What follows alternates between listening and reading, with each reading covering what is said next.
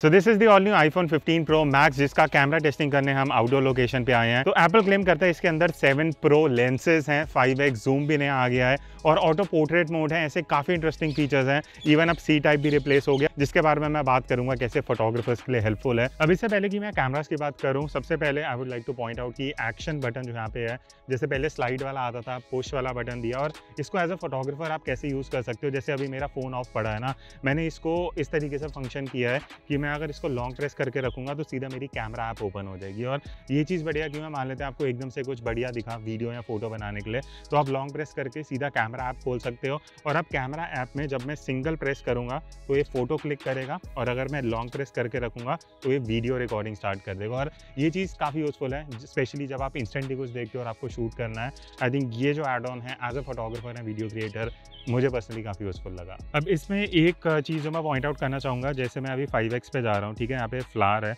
मुझे इसका फ़ोटो लेना है। अगर मैं एक थोड़े से डिस्टेंस को क्रॉस करूँगा ना, यहाँ पे ये देखो ये क्या करता है, या 5x टेलीफोटो से इस तरीके से अगर मैं हल्का सा क्लोज जाऊंगा तो ये स्टैंडर्ड कैमरा में शिफ्ट कर रहा है। अब इसमें इशू क्या है कि मान लेते हैं जब ये कैमरा को लग रहा है लाइट उतनी नहीं है, या आप थोड़ा सा ज़्यादा पास जाके सब्जेक्ट पे फोकस कर रहे हो, मैं इतना ज़्यादा पास भी गया 5-6 फीट के डिस्टेंस पे था, और वहाँ पे ये क्या करता है 5x टेलीफोटो से स्टैंडर्ड कैमरा पे स्विच कर देता है और उसको डिजिटली जूम करके 5x वाला आउटपुट आपको देता है, जो उतना रेजोल्यूशन और क्वालिटी नहीं देगा। मैं क्या आपको कंपेरिजन दिखा देता हूँ। एंड ये एक दिक्कत है जो अगर आप ध्यान नहीं दोगे कैमरा में और आप सीधा ऐप निकाल के शूट करोगे, आप सोचोगे कि मैक्रो फोटोज 5x में ले सकते हो, वो चीज़ नहीं है। तो आपको थोड़ा सा इसमें कॉशियस रहना पड़ेगा। अब iPhone 15 Pro Max में वही पिछले साल की तरह 48 मेगापिक्सल का आपको सेंसर मिल रहा है, बट एक चीज़ बढ़िया है, अब अगर आप स्टैंडर्ड कैमरा से, प्राइमरी कैमरा से शूट कर रहे हो, 24 मेगापिक्सल की फोटोज आपको बाय डिफॉल्ट मिलने वाली हैं। और अगर उसके अलावा आप अल्ट्रा वाइड 2x में जाके 5x में जाके फोटोज लेते हो, वहाँ सारी फोकल लेंथ में आपको मिलने वाला है 12 मेगापिक्सल। अब इसमें एक चीज़ की मैं तारीफ करना चाहूँगा कि ऑल्दो आपको 24 मेगापिक्सल की फोटोज मिल रही है प्राइमरी कैमरा से, बट अगर आप फाइल साइज देखोगे ना तो हमेशा आईफोन ट्राई करता है कि उसको 2 MB के अंदर ही रखा जाए। और इससे बेनिफिट क्या होता है, मुझे पहले लग रहा था कि 12 से 24 मेगापिक्सल में आप फोटोज ले रहे हैं तो स्टोरेज बहुत जल्दी फुल होगा, आपका iCloud स्टोरेज फुल होने वाला है।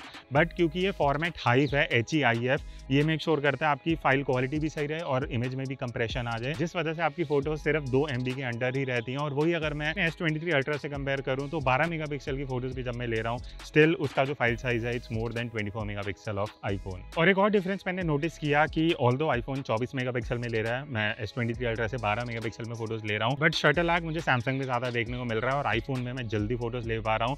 ये इस वजह से बिकॉज जो इसका प्रोसेसर है वो फोटोज को प्रोसेस जल्दी कर पा रहा है और कहीं ना कहीं मुझे फोटोज में वो फास्टर रेट पे मिल रही है। अब एप्पल क्लेम कर रहा है कि iPhone 15 Pro Max में हमें 7 Pro लेंसेज मिलते हैं। तो बेसिकली हो क्या रहा है कि सबसे पहले मैक्रो कैमरा है, then ultra wide angle 13 mm का, फिर स्टैंडर्ड प्राइमरी कैमरा 24 mm का। अब इसी में आपको 3 वेरिएशन मिलते हैं, 24, 28 एंड 35 mm। फिर आता है 2x जो कि 48 mm का, और लास्ट में हमें 5x देखने को मिलता है विच इज़ 120 mm। तो इसको मैं एक एक करके एक्सप्लेन करता हूँ और देखते हैं कि किस कैमरा का कैसा परफॉर्मेंस है।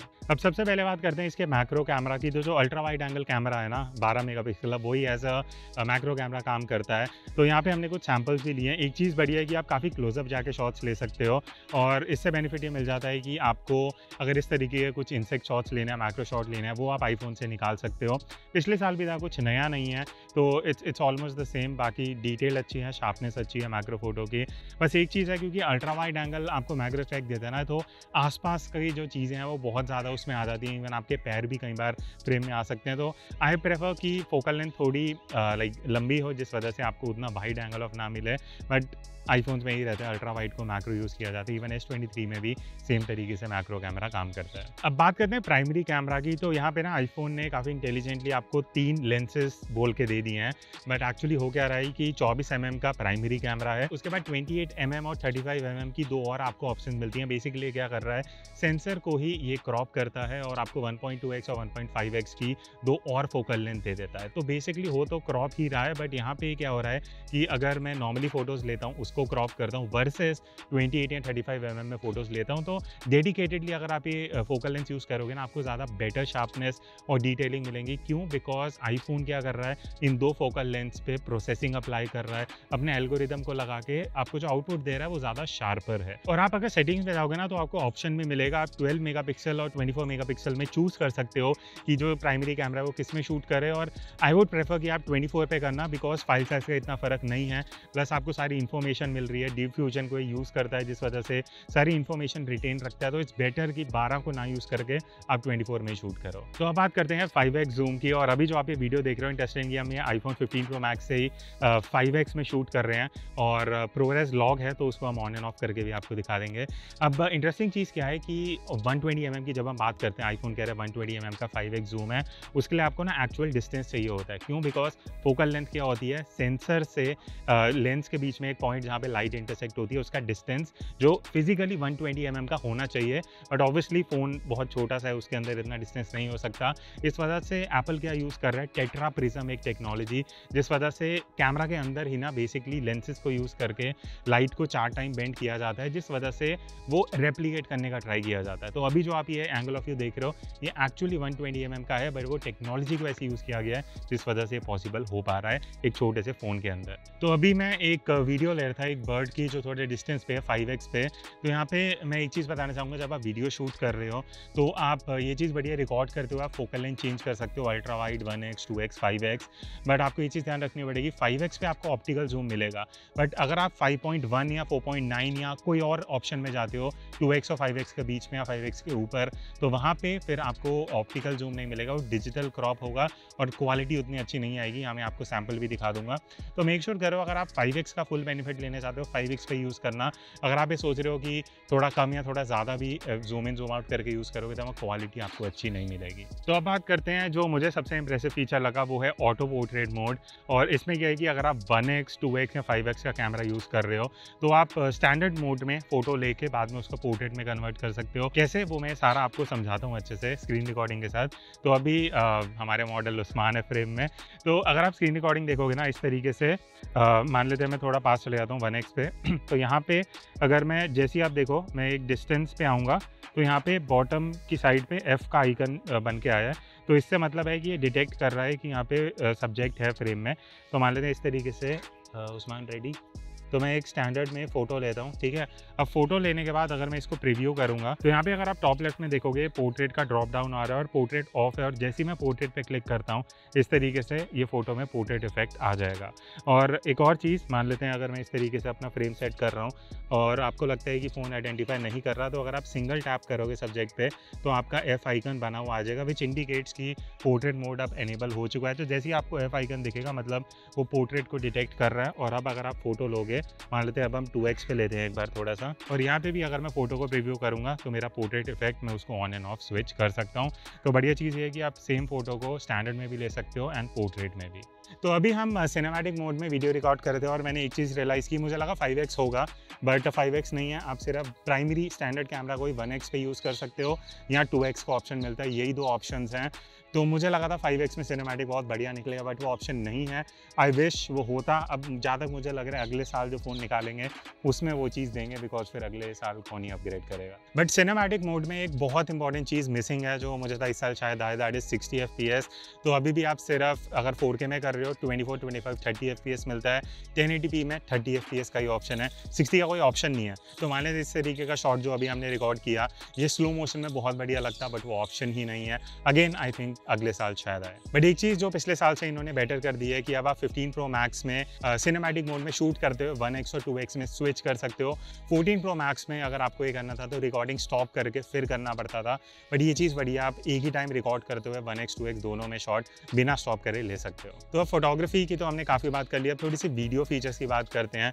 तो सबसे बड़ा अपग्रेड जो इस साल आया है दैट इज़ कि अगर आप एक्सटर्नल ड्राइव में रिकॉर्ड करते हो तो आप प्रो रेज में 4K 60 FPS शूट कर सकते हो जो पहले अवेलेबल नहीं था। 4K 30 तक आप इंटरनली कर सकते हो, बट अगर आप एक्सटर्नल SSD लगाते हो या ड्राइव लगाते हो उससे अब आप 4K 60 में रिकॉर्ड कर सकते हो। और बढ़िया चीज़ ये है कि अब ProRes लॉग का भी एक आपको ऑप्शन मिल गया है। तो इससे बेनिफिट क्या होगा, अगर आप लॉग फॉर्मेट में वीडियो शूट करना चाहते हो इस तरीके से तो आप वो भी कर सकते हो। और बाद में एडिटिंग में जाके अगर आपको ज़्यादा डायनामिक रेंज निकालनी है, ज़्यादा कलर्स निकालने हैं तो वो अब पॉसिबल है आईफोन में। और इससे क्या हो रहा है कि धीरे धीरे आईफोन जो है ना वो एक और प्रोफेशनल और सीरियस वीडियो फ़ोन बनते जा रहा है। बिकॉज पहले भी मेरा ये था, आज से 1-2 साल पहले कोई पूछे बेस्ट वीडियो फ़ोन तो वो आईफोन ही था। और अब जो ये फीचर्स आ गए इस वजह से और मुझे लग रहा है कि serious film making cinematography iPhone को लेके होने वाली है। इससे रिलेटेड आपके क्या थॉट्स है कमेंट करके ज़रूर बताना। अब हम कुछ सैम्पल्स लेते हैं लॉग फॉर्मेट में ProRes और वो आपको दिखाते हैं।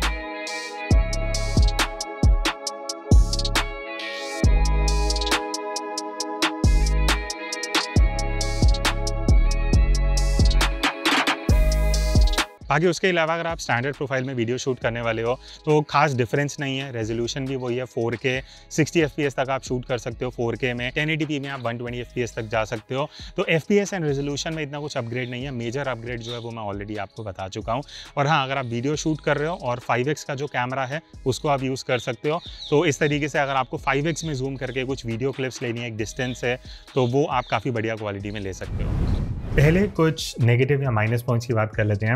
सबसे पहले 5x कैमरा आउटपुट बहुत बढ़िया है। लाइक कि फाइनली 3x से अब हमें 5x मिलता है, विच इज़ क्लोज टू जो 10x जूम है। Not close but still Samsung की तरफ थोड़ा आईफोन जा रहा है। अगर आप स्टैंडर्ड फोटोज़ लेने वाले हो बहुत अच्छा आउटपुट है, बट अगर आप पोर्ट्रेट मोड में फ़ोटोज़ ले रहे हो, आप ये सोच रहे हो कि एकदम DSLR वाला आउटपुट आएगा, जब तक आप आईफोन में देख रहे हो ना तब तक आपको ठीक ठाक आउटपुट लगेगा। बट जैसे ही आप उसको थोड़ा जूम करके देखोगे एज डिटेक्शन अच्छा नहीं है। उसका मेन रीज़न मैं बताता हूँ। 5x में क्या होता है, आपको ना सब्जेक्ट से एक डिस्टेंस में होना पड़ता है, स्पेशली जब आप फुल लेंथ शॉट ले रहे हो ना 3/4 ले रहे हो। और वहाँ पे दिक्कत ये आती है, जैसे ही आपके कैमरा का और सब्जेक्ट का डिस्टेंस बढ़ता है तो जो एज डिटेक्शन है वो उतना बेटर नहीं हो पाता, क्योंकि ये सॉफ्टवेयर बेस्ड है। दूसरा पॉइंट जो मैं बताना चाहूँगा वो है सिनेमैटिक मोड का। मुझे लग रहा था कि एटलीस्ट 60 FPS आएगा, बिकॉज वो ब्लर इफेक्ट के साथ, डेप्थ ऑफ फील्ड के साथ आपको एक 60 FPS वाला बढ़िया आउटपुट मिलता है। वो नहीं है, 30 FPS है। दूसरी चीज़ एज डिटेक्शन मुझे नहीं लगता कुछ बेटर किया गया है। काफ़ी कुछ हो सकता था सिनेमैटिक मोड में, बट आई थिंक इस ईयर एप्पल ने वो स्किप कर दिया है। Third and the last thing जो मुझे इतनी इंप्रेसिव नहीं लगी वो है flare issue. IPhone 15 Pro Max की हम बात कर रहे हैं और ये फ्लेयर इशू आई थिंक मुझे एंड्रॉयड के 25-30 हज़ार के भी जो फ़ोन आते हैं उसमें इतना फ्लेयर इफेक्ट नहीं मिलता जितना आईफोन में मिलता है। नॉट श्योर ये चीज़ क्यों है, बट बहुत मेजर इशू है। आई थिंक इसको जल्दी से जल्दी एड्रेस करना चाहिए एप्पल को। अच्छा, अब अगर लो लाइट परफॉर्मेंस की बात करें तो फोटोज़ में सबसे पहली चीज़ मुझे लाइक इंप्रूवमेंट दिखा स्लाइटली, बट इतना मेजर इंप्रूवमेंट नहीं है। अगर आप लो लाइट में रात के टाइम फोटोज़ लेने वाले हो काफ़ी बढ़िया फोटोज़ मिलेंगी। डिटेल्स अच्छी हैं, डायनामिक रेंज काफ़ी बढ़िया है और ये हाईलाइट्स को काफ़ी अच्छे से कंट्रोल करता है, जैसे आप यहाँ सैम्पल्स में देख सकते हो। बट एक मेजर इशू है, वो मैं आगे आपको कंक्लूजन में बताऊंगा। तो अभी जो आप आउटपुट देख रहे हो ये इसके फ्रंट कैमरा से 4K 30 FPS पे वीडियो आ रही है। स्टैंडर्ड मोड है तो इस तरीके से आपको वीडियो मिलने वाली है। अच्छा, एक चीज़ मैं पॉइंट आउट करना चाहूँगा। अभी एक्चुअली मैं बालकनी जा रहा हूँ जस्ट टू शो यू कि आउटडोर में कैसा परफॉर्म करता है। मुझे ये लग रहा था कि शायद इस साल फ्रंट कैमरा में कुछ वाइड कैमरा का ऑप्शन नहीं है, वाइड एंगल का, बट ऐसा ऑप्शन कुछ नहीं है। बाय द वे सनसेट पीछे की साइड होता है तो डायनामिक रेंज फ्रंट कैमरा का कैसे आ रहा है वो देखने को मिल जाएगा। तो हाँ, मैं कहते कि आई विश फ्रंट में वो अल्ट्रा वाइड का ऑप्शन होता, बिकॉज मेरे हाथ पूरे स्ट्रेच आउट है, इतना एंगल ऑफ व्यू मुझे अभी मिल रहा है। अगर आप देख सकते हो पीछे इतना आ रहा है, पर आई विश थोड़ा और वाइड होता तो शायद बेटर हो सकता था। एनीवेज, एक बहुत इंटरेस्टिंग चीज़ है फ्रंट कैमरा में, लेट मी शो यू। अच्छा, एक इंटरेस्टिंग चीज़ मैं बताना चाहूँगा। अभी जो आप ये वीडियो देख रहे हो ये लॉग में है, इसको आप कलर करेक्ट करके इस तरीके से बना सकते हो। बट इंटरेस्टिंग चीज़ क्या है, ये फ्रंट कैमरा है, रियर कैमरा नहीं है। और मुझे अभी तक ये नहीं पता था, जब मैं वीडियो रिकॉर्ड कर रहा था इसी फ़ोन में कुछ देख रहा था ProRes है या नहीं, आई फिगर आउट कि ProRes लॉग आप फ्रंट कैमरा से भी शूट कर सकते हो, विच इज़ अमेजिंग। मुझे अभी तक ये लगा था कि ये सिर्फ रियर कैमरा में ऑप्शन मिलता है। वीडियोस की अगर मैं बात करूं, अगेन वही चीज़ है, काफ़ी अच्छा एक्सपोजर मेंटेन होता है। बहुत ज़्यादा ब्राइट वीडियोस नहीं होती, ना ही ज़्यादा कॉन्ट्रास्टी है। जैसे आप अपनी आंखों से देख रहे हो क्लोज टू नेचुरल, वैसे ही आईफोन 15 Pro Max ट्राई करता है उसको कैप्चर करने का। And I like the fact कि जो नॉइस है वो काफ़ी कम आती है, तो आप बहुत अच्छी वीडियो शूट कर सकते हो इवन लो लाइट सिचुएशन में। बाकी अगर मैं बात करूँ कि पिछले साल से क्या नई चीज़ें आई हैं, मैं ऑलरेडी बता चुका हूँ। अगर समराइज करूँ तो 2-3 चीज़ें हैं। सबसे पहले, अगर आप सीरियस फिल्म मेकर हो, सिनेमाटोग्राफर हो, प्रोरेस लॉक का जो ऑप्शन आया ना बहुत अमेजिंग है। आप बहुत चीज़ें कर सकते हो as a video creator. Low light में यहाँ जहाँ डायनामिक रेंज अच्छा है, जहाँ आपको स्काई भी अच्छा चाहिए, फोरग्राउंड भी चाहिए, प्रोरेस लॉक के साथ आप वो चीज़ कर सकते हो। एक्सटर्नल ड्राइव में 4K 60 FPS तक रिकॉर्डिंग है।